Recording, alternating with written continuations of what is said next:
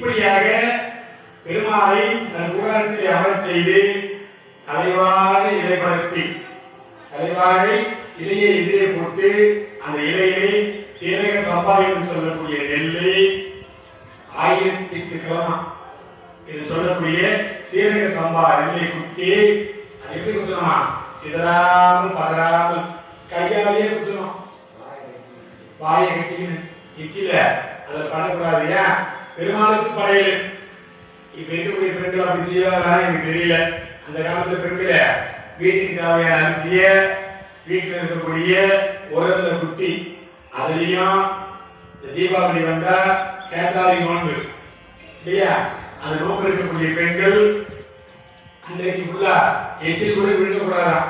எச்சில் கூட விழுங்காம கையாலேயே பச்சரிசி குத்தி அந்த பச்சரிசி பகலாக பண்ணணும் இல்லையா.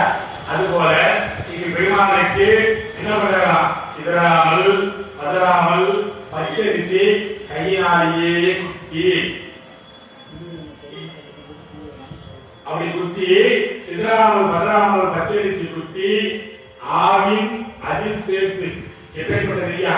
சுத்தமான நெய், ஆவின் நெய், ஆவின் என்று சொல்லக்கூடிய நெய்யை சேர்த்து அதினை தலிகை பண்றாங்க பெருமாளுக்கு. அது பெருமாளுக்கு உகந்த தலிகை என்னன்னா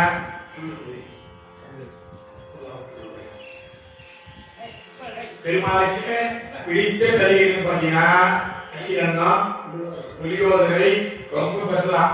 பெருமாளுக்கு பிடிச்சது நாம் நினைக்கிறோம் சக்கரை பொங்கல் இல்லையா, அதை விட பெருமாளுக்கு ரொம்ப பிடித்தது என்னன்னா தயிர் அன்னம் இல்லையா, கிச்சிடி அன்னம், புளியன்னம் என்று சொல்லக்கூடிய வகைகளை விதவிதமாக பெருமாளுக்காக விருதாள மாளிகைகளை செய்து அவருக்கு படையில் போடுறாங்க. அப்படி போடுகின்ற பொழுது இன்னும் என்னெல்லாம் சேர்க்கணும்னு பார்க்கலாம் பாருங்க.